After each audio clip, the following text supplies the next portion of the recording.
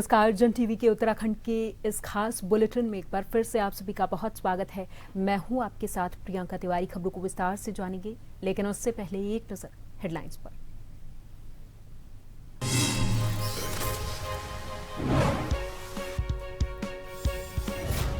CM Dhami का देहरादून के सहसपुर दौरा। जन जन की सरकार जन जन के द्वार कार्यक्रम में लिया हिस्सा। मुख्यमंत्री का हुआ भव्य स्वागत।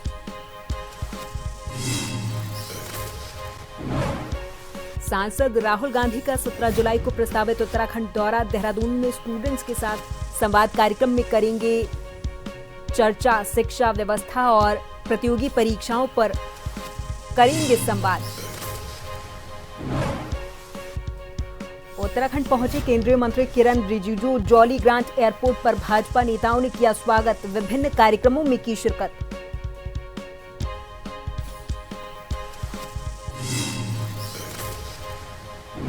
पौड़ी और रुद्रप्रयाग समेत 4 जिलों में लैंडस्लाइड। चलते पिकअप के ऊपर गिरा पहाड़। चमोली में हाईवे धंसा। नाले में बही बुलेट।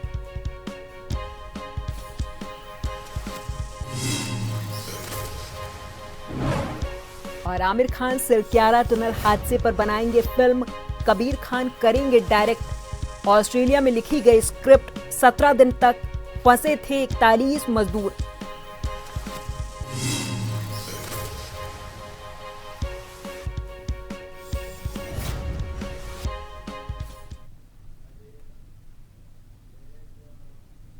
उत्तराखंड के मुख्यमंत्री पुष्कर सिंह धामी आज देहरादून के सहसपुर के दौरे पर रहे, जहां उन्होंने जन जन की सरकार जन जन के द्वार कार्यक्रम में हिस्सा लिया। मुख्यमंत्री का कार्यक्रम स्थल पर भव्य स्वागत हुआ है। सेवा पखवाड़े के तहत आयोजित इस महाअभियान में अब तक प्रदेश भर में 64,192 लोगों ने हिस्सा लिया। वहीं देहरादून में 5,567 जन समस्याएं मिली हैं, जिनमें से 4,951 का मौके पर ही समाधान किया गया, जबकि 2,522 नागरिकों को विभिन्न प्रमाण पत्रों से संबंधित सेवाएं उपलब्ध कराने की प्रक्रिया आगे बढ़ाई गई है।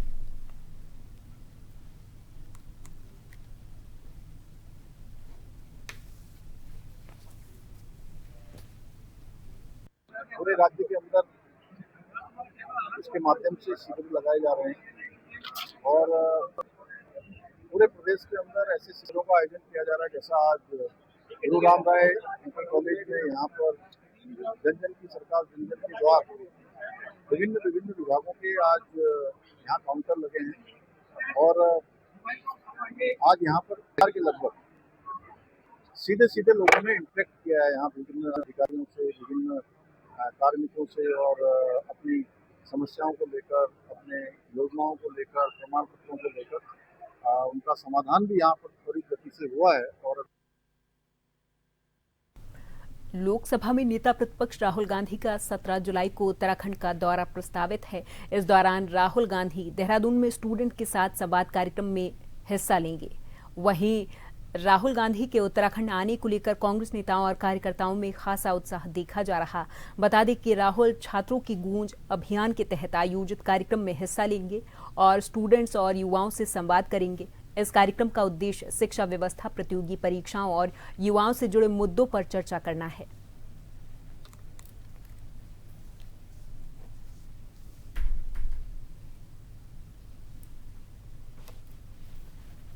आपने देखा कि आज के दिन देश में पेपर लीक का मामला, न जाने कितने बच्चों के भविष्य के साथ खिलवाड़ हुआ। कितने बच्चों ने खुदकुशी तक की। क्यों? उनको परेशान कर दिया। और ना केवल बच्चे, उनके परिवार, समाज, कितना भारी नुकसान हुआ। क्या इसका आकलन लग सकता है कभी? बच्चों के साथ आप ऐसा खिलवाड़ करोगे? उनकी आवाज उठाने के लिए राहुल गांधी जी ने जो देश में जगह जगह, अब हमें खुशी है क्योंकि उत्तराखंड स्टूडेंट्स का भी हब है और यहाँ से बच्चे, क्योंकि इतनी ज्यादा बेरोजगारी है, यहाँ से पलायन कर रहे हैं, छोटी छोटी नौकरियों के लिए देश के अन्य हिस्सों में जाते हैं, एक्सप्लॉयटेशन भी होती है। यहाँ पर क्यों नहीं बच्चों को रोजगार मिलता? क्यों नहीं यहाँ की शिक्षा उस तरह की होती, यहाँ पर उनको मिले कुछ? इंडस्ट्री जो कांग्रेस के समय में भी लगी थी वो भी बंद होती जा रही है। कोई पॉलिसी नहीं है। तो राहुल गांधी जी 17 तारीख को शाम को संवाद करेंगे, छात्रों की गूंज हमारा कार्यक्रम है। केंद्रीय अल्पसंख्यक कार्य और संसदीय कार्य मंत्री किरण रिजिजू उत्तराखंड पहुंचे हुए हैं। जॉलीग्रांट एयरपोर्ट पहुंचने पर उनका भाजपा नेताओं और कार्यकर्ताओं ने भव्य स्वागत किया है। उत्तराखंड आगमन पर कैबिनेट मंत्री खजानदास ने भाजपा कार्यकर्ताओं के साथ केंद्रीय मंत्री किरण का गुलदस्ता भेंट करके स्वागत किया है। इस दौरान एयरपोर्ट पर भाजपा कार्यकर्ताओं में उत्साह का माहौल दिखा है। स्वागत कार्यक्रम में डोईवाला नगरपालिका के अध्यक्ष नरेंद्र सिंह नेगी, उत्तराखंड वक्फ बोर्ड के अध्यक्ष शादाब शम्स, अल्पसंख्यक आयोग के उपाध्यक्ष बलजीत सोनी, महिला आयोग की अध्यक्ष कुसुम कंडवाल, ऋषिकेश के मेयर शंभू पासवान, भाजपा जिलाध्यक्ष राजेंद्र तड़ियाल सहित पार्टी के कई अधिकारी और पदाधिकारी कार्यकर्ता मौजूद रहे।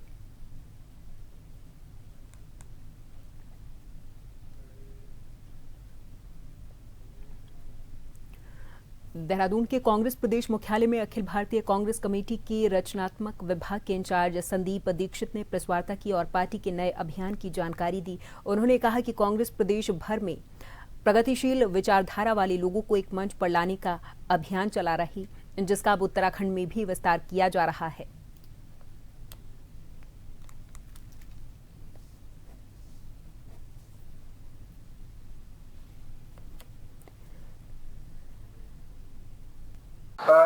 जरूरी नहीं है कि इसमें वही लोग आए जो कांग्रेसी हैं या कांग्रेस की नीतियों से इत्तेफाक रखते हैं।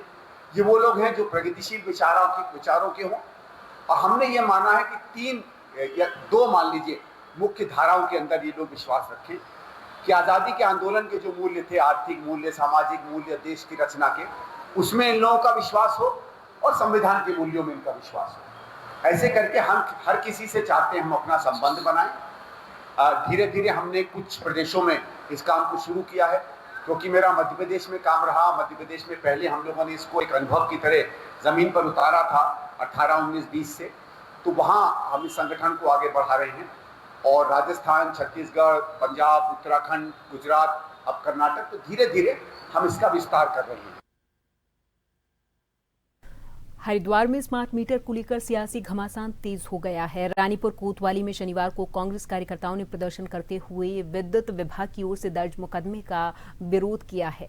कार्यकर्ताओं ने मुकदमा वापस लेने की मांग को लेकर नारेबाजी की और सरकार पर गंभीर आरोप लगाए। मामला शिवालिक नगर क्षेत्र का है, जहां बीते दिनों विद्युत विभाग की ओर से स्मार्ट मीटर लगाए जा रहे थे। इस दौरान कांग्रेस नेता महेश प्रताप राणा और उनके समर्थकों ने स्मार्ट मीटर लगाने का विरोध किया। इसके बाद विभाग ने महेश प्रताप राणा सहित कई लोगों के खिलाफ मुकदमा दर्ज कर दिया था। मुकदमे के विरोध में बड़ी संख्या में कांग्रेस कार्यकर्ता रानीपुर कोतवाली पहुंचे और कार्रवाई को राजनीतिक प्रतिशोध बताते हुए इसे वापस लेने की मांग की है।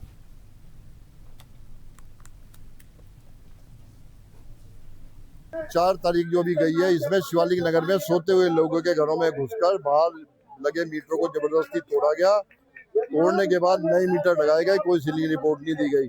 जब लोगों ने हमसे संपर्क किया, हमने जाकर इनसे पूछने का प्रयत्न किया तो हमें धमकाने का प्रयास किया। महिला कर्मचारियों ने तरह तरह के हमारे ऊपर लाल छलांग लगाने के लिए धमकाया हमारे को। और हमने जब कहा कि भाई जनता नहीं चाहती तो आप क्यों लगा रहे हो, परंतु ये तब नहीं माना और इन्होंने उसके खिलाफ मुकदमा दर्ज कर दिया है। आज हम उसी कड़ी में आए हैं कि ये मुकदमा क्या बोलते हैं महिलाओं अधिकारियों के प्रति होना चाहिए, क्योंकि उन्होंने कानून का उल्लंघन किया।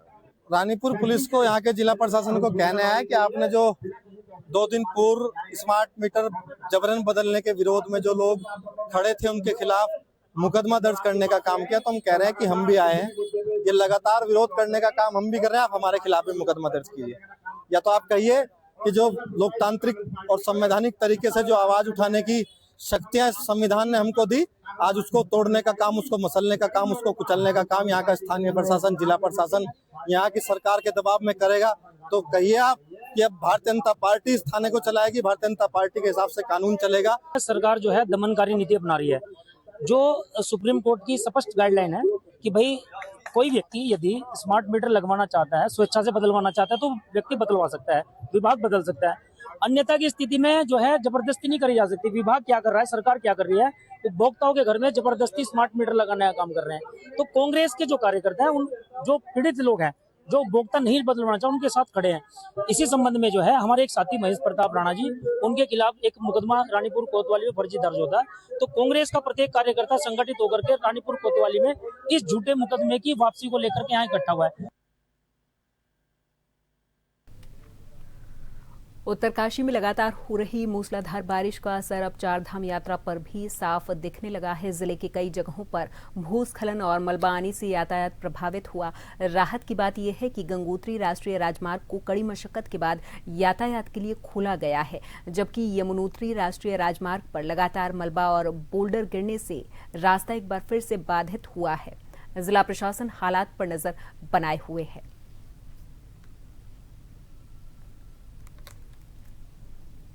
आज सैना चक्की में विजिट करी गई और जो सैना चक्की हमारा जहाँ खड़े हैं इससे 500 मीटर दूर जो स्लाइड हुआ था परसों शाम को, उसकी वजह से लगभग 400 मीटर एरिया हमारा रोड अफेक्ट हुआ है, 50 मीटर वॉश आउट हुआ है और बाकी अफेक्ट हुआ है काफ़ी, क्योंकि वाटरशेड एरिया में की वजह से काफ़ी नमी वाले हैं। तो NH की टीम काम कर रही है और लगभग 1 सप्ताह का समय लगेगा इसको रास्ते से सही होने में। लेकिन हमने बाईपास परसों से ही हमने एक पैदल रास्ता चालू कर दिया था, जिसके थ्रू यात्री अभी भी जा रहे हैं, मौके पर भी जा रहे हैं। और यहाँ पर वक्त है एक छोटे से ब्रेक का, फौरन हाजिर होंगे कुछ और खबरों के साथ।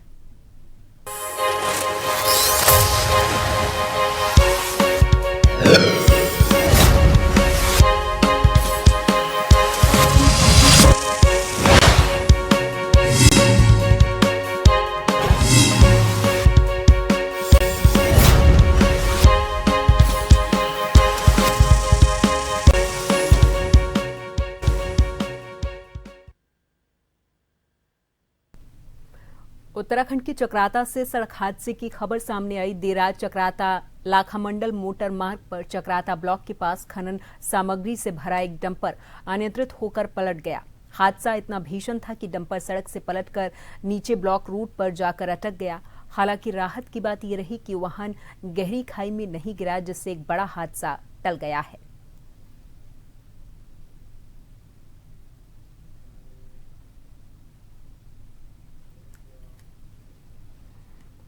और अगली खबर रामनगर से है, जहां पर तराई पश्चिमी वन प्रभाग क्षेत्र में रामनगर में एक बड़ी कार्रवाई को अंजाम पुलिस की ओर से दिया गया है। रामनगर तराई पश्चिमी वन प्रभाग की टीम ने वर्षों से फरार चल रहे शातिर वन अपराधी लखविंदर को गिरफ्तार किया है। उस पर वन अपराधों के 23 मुकदमे दर्ज हैं। वन विभाग ने उसे आरक्षित वन क्षेत्र में अवैध पातन की नीयत से घुसते समय रंगे हाथों पकड़ा है। इस समय प्रभागी वनाधिकारी तराई पश्चिमी प्रकाश आर्या जी और उप प्रभागी वनाधिकारी श्री किरण शाह जी के निर्देशन में एक अभियान जो है तराई पश्चिमी वन प्रभाग में हमारे द्वारा चलाया जा रहा है, जिसमें जितने भी हमारे वन अपराध में जितने भी मोस्ट वांटेड हैं, वांछित अपराधी हैं, उनकी धरपकड़ की जा रही है। उसमें आज जो है उक्त अपराधी जो लखविंदर सिंह लक्खू है, इसकी काफ़ी समय से विभाग को तलाश थी।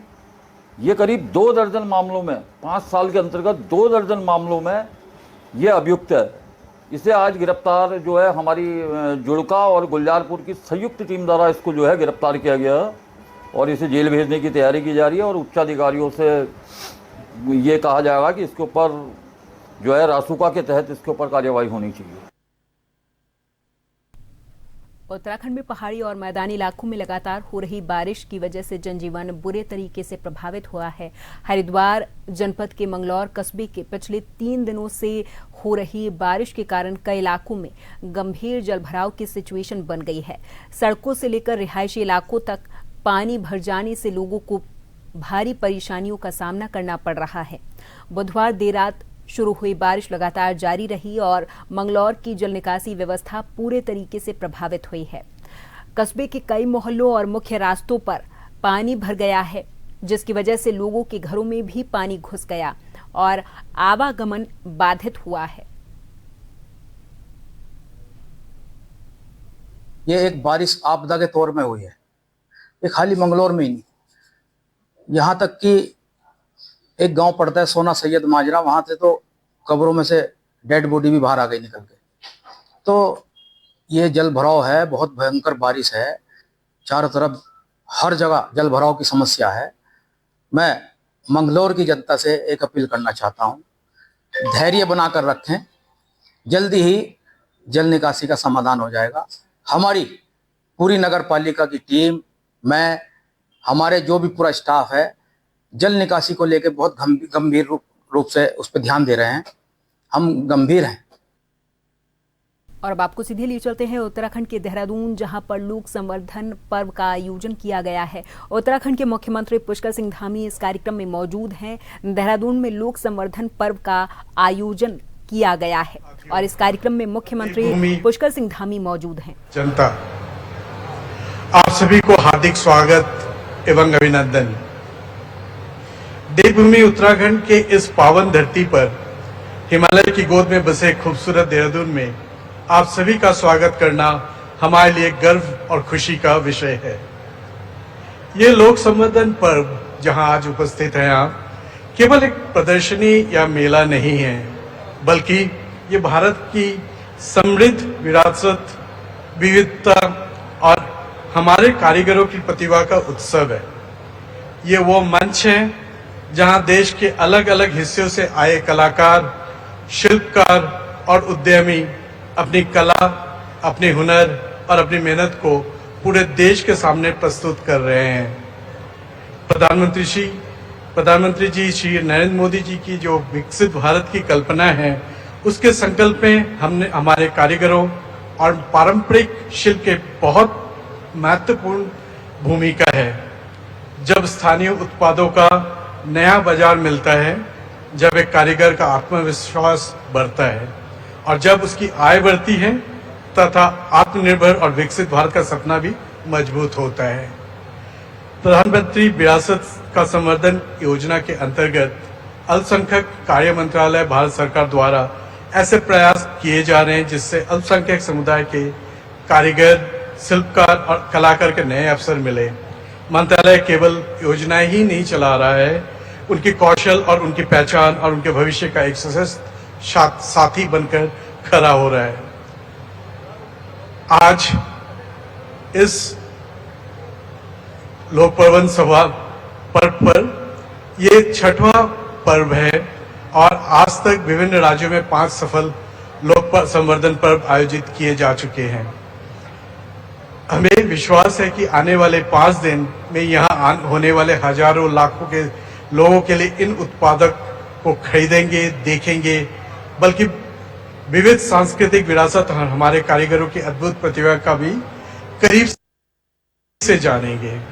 इसी विश्वास के साथ इस लोक संवर्धन पर्व को हमारे कारीगरों के, शिल्पकारों के जीवन में नई संभावनाएं लेकर आए, उनकी कला को नई पहचान दे और विकसित भारत को संकल्प को और अधिक सशक्त बनाए। मैं और आप इसी सोच के साथ आपको हार्दिक स्वागत और अभिनंदन करते हैं। धन्यवाद। बहुत बहुत धन्यवाद सर। और इस 5 दिवसीय लोक संवर्धन पर्व में हुनर भी हम देखेंगे, हम संस्कृति भी देखेंगे और बहुत सारी जो योजनाएं हैं, जिन योजनाओं का सृजन हमारे उत्तराखंड में भी हुआ है, जो योजनाएं हमारे अल्पसंख्यक समुदाय तक पहुंच रही हैं, उनके बारे में भी जानकारी लेंगे और इसी क्रम को बढ़ाते हैं। और मंच पर आमंत्रित कर रहा हूं केंद्रीय सचिव अल्पसंख्यक कार्य मंत्रालय भारत सरकार श्री वत्सा कृष्णा जी को। जोरदार ताली से स्वागत करें केंद्रीय सचिव। और इसी के साथ इस बुलेटिन में फिलहाल के लिए मेरे साथ बस इतना ही। आप देखते रहे जन टीवी। नमस्कार।